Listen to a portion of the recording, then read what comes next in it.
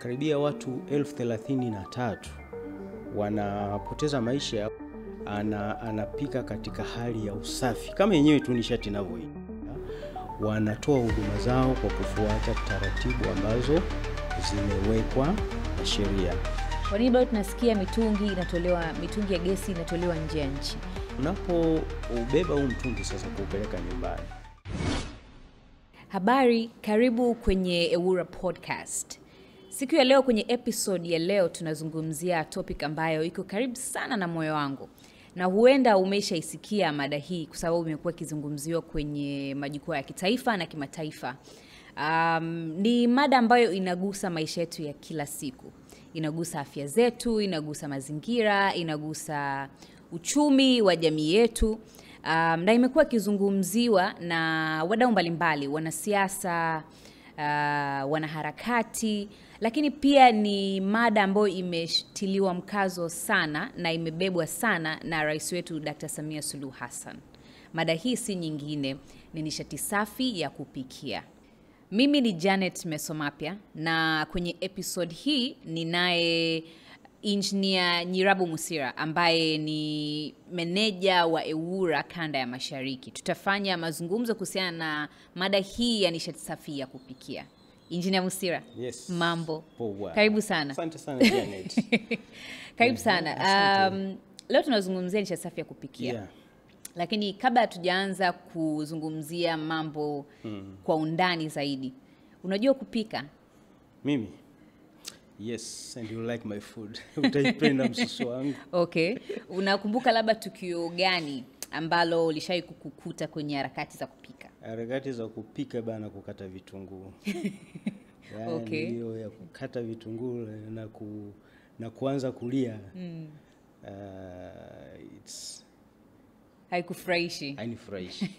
Lakini hujawahi kuungua, kufanyaje nishati kupata kadhia kwenye mambo ya nishati yenyewe? Kwenye kupika, kuungua, kupuliza moto wa kuni, hayo ni makadhia ambayo nimeshayapitia sana. Okay. Katika harakati za kupika au kusaidia kupika. Yes. Sawa. Tumesikia mijadala mbalimbali kitaifa na kimataifa. Yeah. Wanazungumzia nishati safi ya kupikia. Na kwa karne nyingi sana watu wamekuwa wakipika kwa namna wanavyopika. Kuna sehemu wanapika kwa kutumia kuni, wanatumia mkaa, kuna ambao wanatumia mabaki ya mimea kupika. Lengo ni kuhakikisha familia imepata mlo, imekula, inastawi, ina afya njema. Leo tunasikia swala la nishati safi ya kupikia. Nishati safi ya kupikia ni ipi? Ni nini hasa? Nishati safi ya kupikia ni nishati ambayo inamfanya yule anayepika anapika katika hali ya usafi. Kama yenyewe tu nishati inavyoitwa, nishati safi ya kupikia. Kwa anapika kwanza katika hali ya usafi, lakini pia katika hali ambayo haitampatia madhara ya kiafya, madhara ya kimazingira na vitu kama hivyo. Kwa hiyo tunapozungumza habari ya nishati safi ya kupikia au nishati safi kwa ujumla, ni nishati ile ambayo haitoi vumbi au hewa ambazo zina sumu ambazo zina madhara ndani yake. Kwa hiyo ndio nishati safi. Kwa hiyo inapotumika kwenye kupikia ndipo inaitwa nishati safi ya kupikia. Okay. Kwa hiyo nishati zote ambazo hazitoi sumu. Yeah. Au kwa lugha nyingine nafikiri wanasema hazitoi hewa ukaa au hewa ya ukaa. Ni sahihi? Ndio, kuna moja ya sumu ni hiyo ya hewa ya ukaa, na nishati nyingi huwa zinatoa hiyo. Lakini sehemu nyingine ya sumu ni vumbi lile ambalo linakuwa sio salama hata kwa mtumiaji. Kwa hiyo ukiachana tu na ile hewa ukaa, lakini kuna sumu ambayo inakuwa ni vumbi tu lenyewe ambalo yule mtumiaji anapolivuta anapata madhara. Unaweza kupata mafua, unaweza kupata vikohozi na vitu kama hivyo. Madhara sasa ya matumizi ya nishati hizi ambazo sio safi ni nini kwa jamii? Kwa sababu umesema tu kwamba madhara ya kiafya, lakini hali ikoje? Kwa ujumla nishati ambayo sio safi ya kupikia inapotumika kwenye kupikia ina madhara mengi. Kuna madhara ambayo anaipata moja kwa moja yule mtumiaji, lakini kuna madhara ambayo yanakwenda kwenye mazingira na maeneo ambayo huyu mtumiaji anakuwepo. Hivi karibuni takwimu zinaonyesha kwamba karibia watu 33,000 wanapoteza maisha kutokana na madhara yanayotokana na uchafuzi wa hewa kutokana na nishati ambayo sio salama ya kupikia. Na kwa maana hiyo ni jambo ambalo ni la kuangalia kwa sababu lina madhara. Mojawapo ya madhara ambayo mtumiaji wa nishati isiyo safi ya kupikia atakayoipata, ukiachana na madhara ya afya kwake mwenyewe binafsi,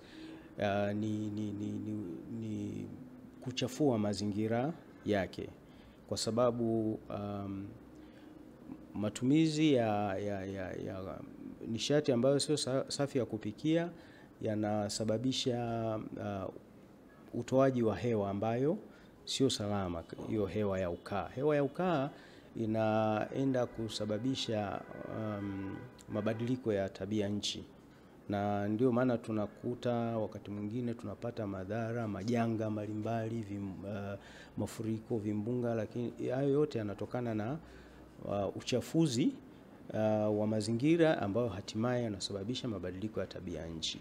Lakini pia matumizi ya nishati isiyo safi ya kupikia yanafanya jamii yetu, hasa akina mama na watoto, wanapokwa fursa yao ya kufanya mambo mengine ya maendeleo, kwa sababu kwenye maeneo yetu ya vijijini, wejane tumetokea huko na mimi pia tunafahamu ya kwamba muda mwingi unatumiwa na hawa wamama zetu pamoja na ndugu zetu tuliowaacha huko katika kutafuta nishati kwa ajili ya kupikia. Mtoto atatoka shuleni, badala ya kushughulika na shughuli za shule, atakwenda kutafuta kuni ili kuhakikisha kwamba msosi umepikwa nyumbani. Lakini mama naye atatumia muda mrefu kuhakikisha kwamba anapata nishati kwa ajili ya kupikia.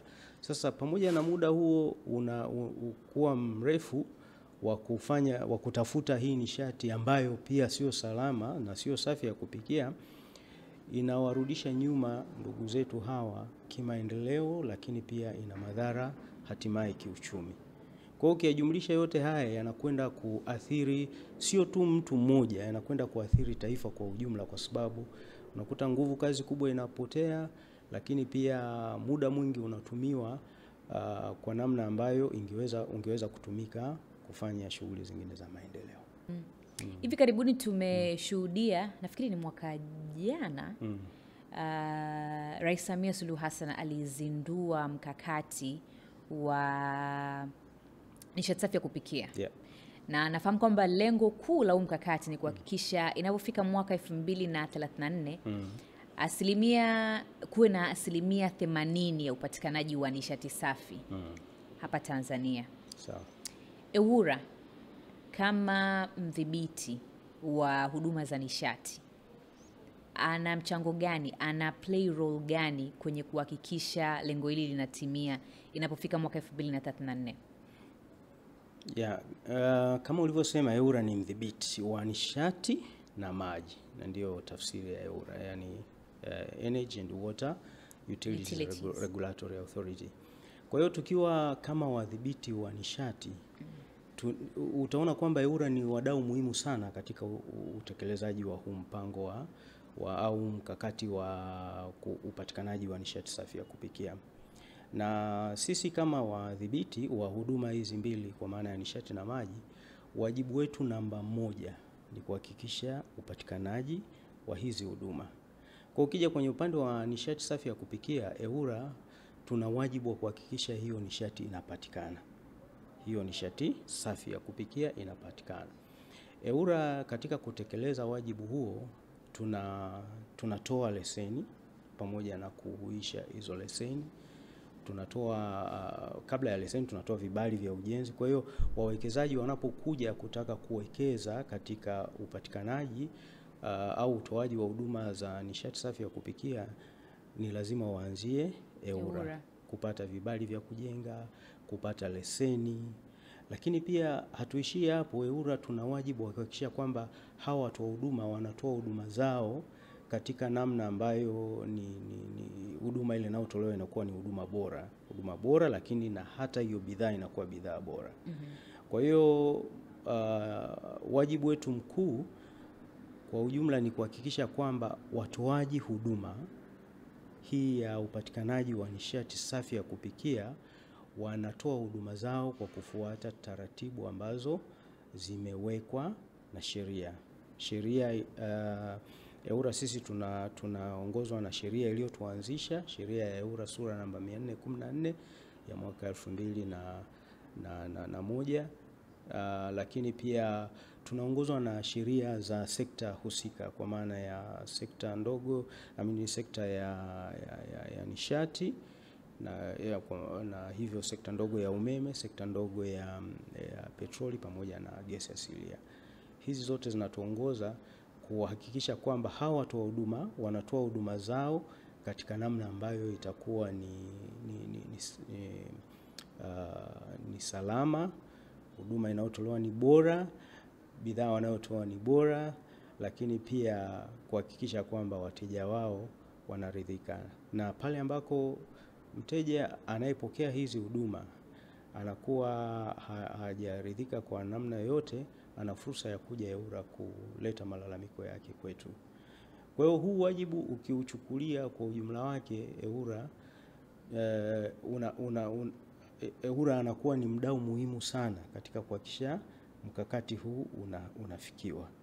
Kwa sababu kila mmoja kwenye ule mkakati kuna makundi mbalimbali ambayo yana wajibu wa kufanya.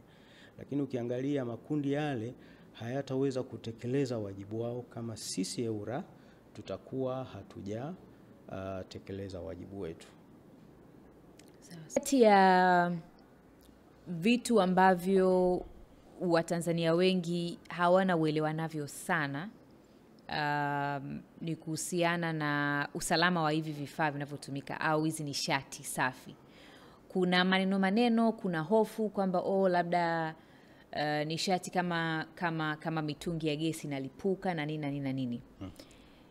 EWURA kama mdhibiti anahakikisha vipi usalama wa hivi vifaa kwenye makazi ya watu? Watu wanavitumia, tunaambiwa kwamba ni lazima watu watumie au wanakuwa encouraged kutumia, lakini usalama wao ukoje? EWURA anahakikisha vipi usalama wa hivi vifaa, usalama wa gesi nishati kwenye matumizi ya kila siku kwenye majumba? Okay, EWURA tuna wajibu wa kuhakikisha usalama wa hivyo vifaa kwa sababu pamoja na ya kwamba tunatoa leseni kwa hawa wanaotoa hizi huduma, lakini huwa tunafanya kaguzi za mara kwa mara katika kuhakikisha ya kwamba vifaa pamoja na miundombinu ya hawa watoa huduma iko salama kwa afya watu pamoja na mazingira. Na EWURA ina wataalam ambao wamebobea kwenye maeneo hayo, na hawa ndio wanaotumika kufanya hizi kaguzi mara kwa mara. Lakini pia EWURA huwa tunafanya wakati mwingine kaguzi za kushtukia, kutembelea hawa watu wa huduma kuhakikisha kwamba wanatoa huduma zao katika hali ya usalama. Na ni mhakikishie tu mtu anayetusikiliza hapa kwamba mitungi pamoja na miundombinu inayohusiana na nishati safi ya kupikia kwa asilimia kubwa ni salama. Na pale ambako mtumiaji wa hii mitungi ya gesi kwa mfano atakapokuwa ameitumia kwa maelekezo sahihi, atakuwa salama kwa asilimia kubwa kuliko pale atakapo itumia kwa namna ambayo sio salama. Kwa hiyo kwa ufupi tu ni kwamba Mara nyingi ajali zinatokea kwa sababu ya kukiuka taratibu za matumizi ya hivi vifaa vinavyobeba nishati hizi za kupikia. Taratibu zinapokiukwa zinafanya matumizi yale yanakuwa yanaleta ajali mbalimbali. Tumeshashuhudia ajali za milipuko kwenye maeneo ambako vifaa hivi vinatumika kwa namna isiyo halali, lakini tumeshashuhudia ajali ambazo zimetokea kwenye majumba ya watu pale matumizi pia yanapokuwa sio sahihi. Kwa hiyo usalama unategemeana sana pia na sehemu ya mtumiaji kuhakikisha kwamba anatumia vifaa kwa maelekezo sahihi. Huu sahihi ni upi? Kwa mfano tukichukulia mfano mitungi ya gesi. Na ndio nishati ambayo imesambaa zaidi, inapatikana kwa urahisi zaidi ukilinganisha na nishati nyingine. Usalama wake ukoje? Mtumiaji anatakiwa azingatie vitu gani kwenye kutumia nishati hizi, vifaa hivi, ili awe salama? Mitungi ya gesi. Mitungi ya gesi inapotumiwa au sijui neno la Kiswahili ni inapokuwa handled properly, yani inapotumiwa kwa usahihi, inapotumiwa isivyo sahihi, isivyo sahihi, mara nyingi huwa inasababisha madhara. Lakini namna ambayo huwa tunashauri mara nyingi ni kwamba kwanza mtumiaji wa mtungi wa gesi ya kupikia majumbani anapaswa kununua ule mtungi kutoka kwa muuzaji au mtoa huduma ambaye EWURA imempa leseni. Atamjuaje? Mmoja anaweza akamuuliza kabisa kwamba wewe unayo leseni ya EWURA, na wanapaswa kuning'iniza leseni zao pale kuona kwamba huyu ana leseni ya EWURA. Lakini namna nyingine ni kuangalia kwamba pale huyu muuzaji anapouza ana vitendea kazi sahihi. Mara nyingi tunawataka wauzaji wa mitungi ya gesi wawe na mzani wa kupimia. Unaponunua mtungi wako wa gesi ya kupikia, ule mtungi una namba zimeandikwa pale juu. Zile namba ni uzito. Kuna mara nyingi kunakuwa na namba mbili. Namba moja ni uzito wa mtungi ukiwa tupu. Alafu namba nyingine ni uzito wa mtungi ukiwa na gesi. Sasa ni muhimu unaponunua mtungi wa gesi uhakikishe kwamba umewekwa kwenye mzani na ule mzani umesoma namba iliyoandikwa pale kwenye mtungi, kuonyesha kwamba huu mtungi una ujazo sahihi. Kwa nini tunasisitiza hicho, Janet? Ni kwa sababu wakati mwingine tumeshuhudia kuna watu vishoka wanaojihusisha na biashara hii ya ujazaji wa mitungi ya gesi kwa namna isiyo sahihi. Mtu anachukua mtungi mkubwa wa gesi alafu anaumimina kwenye mitungi midogo midogo. Sasa ile kwanza inakuwa sio salama. Inaweza kusababisha mlipuko pale, na tumeshashuhudia ajali kadhaa. Kuna ajali nyingine ilitokea Morogoro huko, ikaunguza nyumba kadhaa kwa sababu ya ujazaji wa mitungi ambayo ujazaji wa mitungi ya gesi ambao sio salama. Lakini pili, ile mitungi inayojazwa haiwezi kuwa na ujazo sahihi. Kwa sababu yeye anachotaka ni kupata faida. Na kwa hiyo atapunguza ujazo ili mitungi ile iwe na kiasi kidogo cha gesi. Sasa wewe unapoenda kununua, usipoweka kwenye mzani ukapimia, unaweza kukuta wakati mwingine unanunua mtungi ambao haujawa na ujazo sahihi na haujauzwa na mtoa huduma ambaye anakuwa EWURA tumempa leseni. Lakini jambo la pili la kuzingatia, ule mtungi unakuwa na lakiri, seal tunaita pale juu. Ile lakiri ni vizuri ikague, uone kwamba imefungwa vizuri. Wakati mwingine hawa vishoka wanakuwa na lakiri afu wanazichomeka tu pale kumdanganya muuzaji ili aone kwamba amenunua mtungi wenye lakiri. Kwa ni vizuri uhakikishe kwamba mtungi wako una lakiri na lakiri ile iko vizuri, iko intact. Jambo lingine la kuzingatia Unapoubeba huu mtungi sasa kuupeleka nyumbani, huu mtungi unabebwa ukiwa umesimama. Umeipata hiyo? Kwa sababu kiwambo ni valve. Kiwambo chake kiko juu pale kwenye mdomo. Kiwambo ni valve ile ya valve kufungulia, ambayo inaruhusu kutoka au kutokutoka kwa gesi. Sawa. Iko pale kwenye mdomo.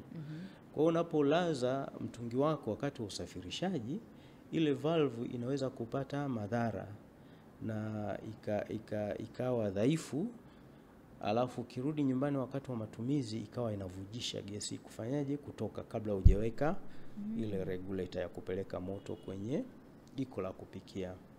Kwa hiyo ni vizuri uisafirisha ikiwa wima, lakini ikitokea labda kwamba basi umelazimika kuisafirisha ikiwa imeinama, unapoufikisha mtungi wako nyumbani, hebu fanya majaribio kujiridhisha kwamba ule mtungi hauvuji. Na unafanyaje kujiridhisha? Unafanya kama wanavyo testi pancha ya tairi la gari. Ili kujua kwamba tairi lako lina pancha, unachukua povu unapaka kwenye ile tairi. Alafu unaanza kukagua vizuri, pale utakapoona povu linapanda unajua hapa kuna vuja. Sasa ni hivyo, tengeneza povu, weka juu ya ule mtungi. Uone kwamba je, kuna povu lolote linatoka? Ukiona hakuna povu, unaridhika kwamba hakuna uvujaji wa gesi. Ukiona kuna povu, ina maana kuna uvujaji. Sasa ikitokea mtungi wako umevuja na nyumba ikajaa gesi, na harufu ya nini, hii gesi ya kupikia majumbani imewekewa harufu makusudi kabisa ili kumfanya mtumiaji ajue kwamba gesi yangu inavuja au la. Kwa hiyo ukisikia harufu ya gesi majumbani imevuja, usikimbilie kuwasha kitu chochote ambacho unahisi kitaleta cheche, kwa sababu cheche kidogo tu italipua ile gesi. Kwa wakati mwingine gesi inaweza ikawa inavuja ikajaa nyumba yako, alafu wewe unaamka kwa kukurupuka, unaenda unawasha taa. Ile switch inayowasha umeme inatoa cheche. Hata taa tu kabisa inawasha kabisa. Moto. Okay. Taa inatoa cheche. Kwa hiyo ukiwasha taa ukisababisha tu cheche yote, ni chanzo cha moto, kinalipua nyumba kirahisi kabisa. Kwa hiyo ufanye nini basi? Ukisikia harufu, cha kwanza usipaniki, maana paniki na yenyewe ni sehemu ya kufanya maamuzi ambayo sio sahihi. Kwa hiyo cha kwanza usipaniki, fungua milango na madirisha ili ile gesi ifanyeje? Itoke. Chukua ule mtungi utoe nje kama uko ndani, na nitaeleza baadaye kwamba hata kuweka mtungi ndani haishauriwi. Kwa utoe mtungi nje, hakikisha kwamba ile harufu imeisha, ndipo uweze kuwasha kitu chochote kinachoweza kuleta moto. Lakini tunashauriwa kwamba mitungi ya gesi isikae ndani.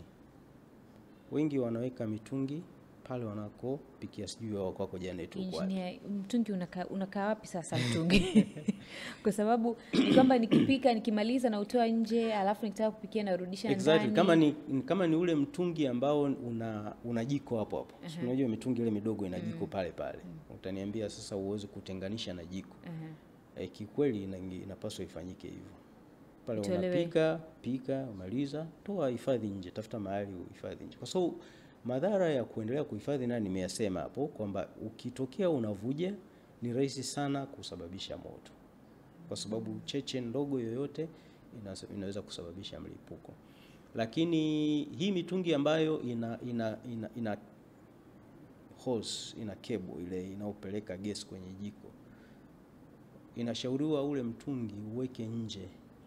Weka nje. Kama unaishi eneo ambalo unahisi usalama sio mzuri, tengeneza keji. Siku hizi kuna watu wanatengenezea keji nje, alafu ule cable inatobolewa tundu, inaingia ndani. Kwa hiyo mtungi unakuwa uko salama nje, wewe unaletewa gesi ndani kwa kutumia ile cable, unapika safi kabisa. I see. Yes. Kwa hiyo mtungi wangu unaporudi leo ni utoe nje. Ase utoe. Okay. Yaani kwa kweli utoe kwa sababu sio salama. Sio salama. Watu wengi pia wanachanganya tofauti kati ya gesi asilia na gesi ya mitungi. Na mara nyingi sana tumesikia wengi wakiuliza, sasa kama Tanzania tuna gesi ya kutosha, tunaambiwa tuna gesi asilia ya kutosha, kwa nini bado mitungi ni gharama kubwa? Kwa nini bado tunasikia mitungi ya gesi inatolewa nje ya nchi?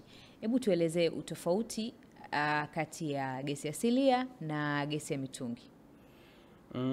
Gesi asilia au natural gas ndio hiyo ambayo sisi tunayoichimba hapa Tanzania, na ina matumizi yake mengi. Matumizi yake ni pamoja na kuzalisha umeme, kuendeshea magari na matumizi ya majumbani. Hii ina utofauti na hii gesi inayowekwa kwenye mitungi tunayotumia kupikia majumbani. Gesi tunayotumia kupikia majumbani ni gesi ya petroli. Inaitwa LPG, liquefied petroleum gas. Ni gesi ya petroli ambayo ni sehemu ya bidhaa za petroli. Kwa hiyo sio ile gesi ya asilia ambayo inachimbwa hapa nchini, na tabia zake za kiubora zinatofautiana. Sio kwa maana ya kusema kwamba kuna moja bora kuliko nyingine, lakini kwa maana ya kilichopo ndani ya hiyo gesi. Sasa mimi sio mtaalamu sana wa eneo hilo nikaweza kuzidadavua vizuri, lakini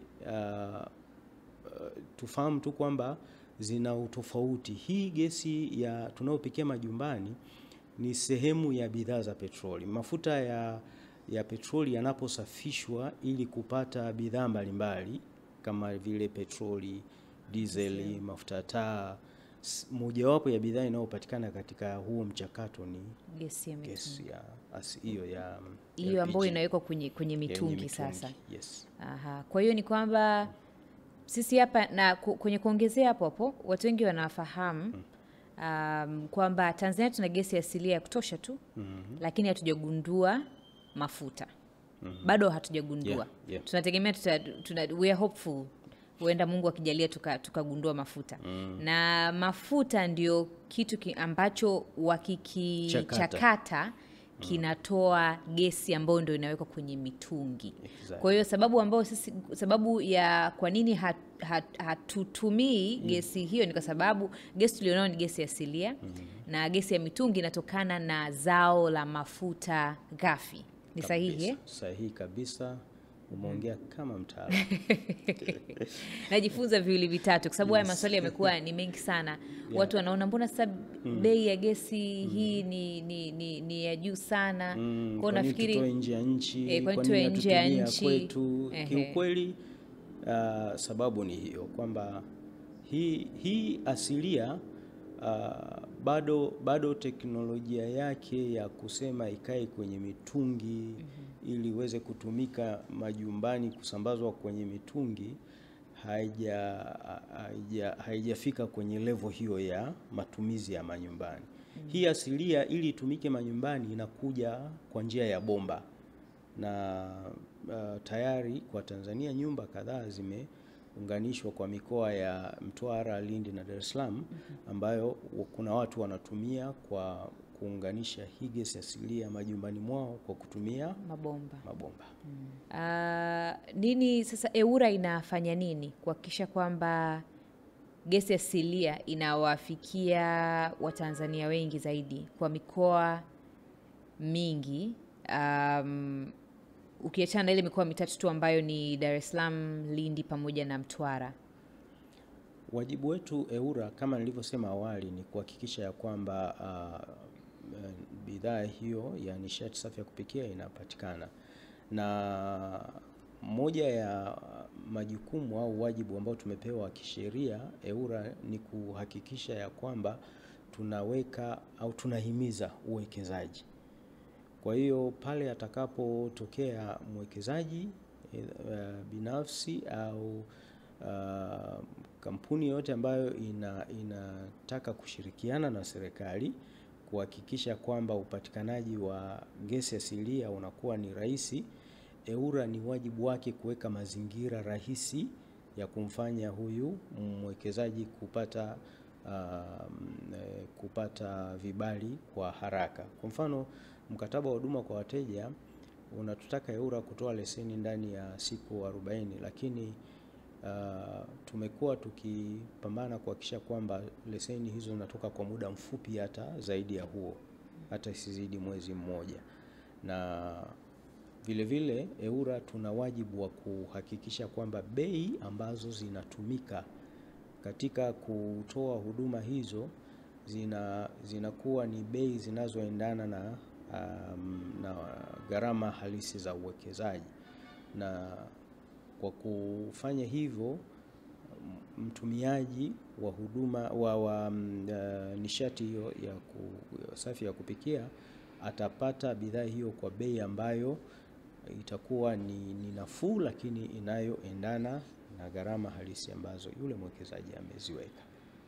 Tumezungumzia LPG, gesi ya kwenye mitungi, tumezungumzia gesi asilia. Tuzungumzie umeme. Serikali imefanya kazi kubwa sana kuhakikisha umeme unafika Tanzania nzima. Na hivi karibuni nilisikia kwenye moja ya hotuba ya naibu waziri mkuu akieleza kwamba tayari vijiji vyote nchini Tanzania vimefikiwa na umeme kupitia wakala wa nishati vijijini REA. Na tayari wanaelekea sasa kwenye ngazi ya vitongoji. Wanataka kuanza na vitongoji 20,000. Hii inamaanisha nini kwenye swala la nishati safi ya kupikia? Inaleta fursa gani kwenye swala la nishati safi ya kupikia tukiwa tunaelekea kwenye kutimiza ile lengo la 80% ya upatikanaji wa nishati safi? Actually umeme ndio nishati safi zaidi ya kupikia kulinganisha hata hiyo LPG. Kuliko LPG na kuliko vyanzo vingine vingi vya nishati ya kupikia. Kwa hiyo ni kitu ambacho EWURA